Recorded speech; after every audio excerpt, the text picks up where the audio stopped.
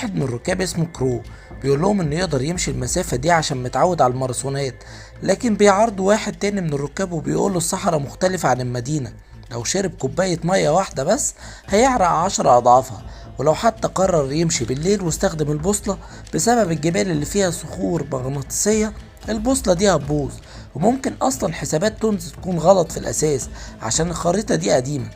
وتونز بيأكد كلامه بيقول ان هو كمان عشان بيستخدم رجليه اليمين عن الشمال اكيد هيلف في دوائر وهيفضل يلف فيها لحد ما يتوه، فبيقرروا يستنوا اي حد يدور عليهم. لكن كيلي بتقول لهم انهم ولا حاجة بالنسبة للشركة، وبتسأل تونز عن احتمالية حد يلاقيهم، قال لها انها بنسبة 5%، لكن المدير بيتمسك بالامل وبيقول ان اكيد في حد هيدور عليهم. وبالليل واحد منهم اسمه جون بيخرج من الطيارة عشان يعمل حمام، لكن وهو بره بيخبط في ثغرة صغيرة وبيقع بعيد عنهم، وبيفضل ينادي على اي حد عشان يلحقه، لكن محدش منهم بيسمعه، وبسبب العاصفة جلده بيتقلع. وتاني يوم بيلاحظوا غيابه، بيحاولوا يدوروا عليه لكن بتقوم عاصفة تانية، بيجروا يستخبوا جوه الطيارة بسرعة، وبعد ما العاصفة هديت بيبتدوا ان هم يدوروا عليه، لكن طبعا مش بيلاقوه. وبتتخانق كيلي مع تونز وبتقوله ان هو شخص جبان، وبيحاول المدير وكرو ان هم ياخدوا كمية من المية ويمشوا، لكن تونز واي جي هيمنعوهم وهيتخانقوا كلهم على المية والمية هتقع منهم.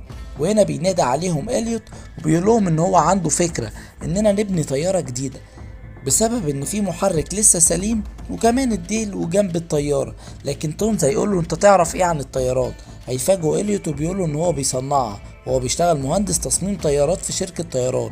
وتاني يوم هيلاحظوا ان في كمان حد اختفى واسمه جيمس، وكيلي هتقرر انها هتروح تدور عليه عشان مش عايزة تفقد حد كمان. وهنا تونز هيضحي وهيروح هو يدور عليه، وبيفضل ماشي في الصحراء على اثار الخطوات لحد ما بيوصل للمكان اللي الطيارة خبطت فيه، بيلاقي جثة الراجل اللي وقع من الطيارة وحواليه طلقات رصاص كتير. وهنا بيظهر جيمس وبيقول له ان اكيد كان في حد هنا وكانوا بيتدربوا عليه، وكمان خدوا الساعة اللي كان الشخص ده واخدها منه في الرهان.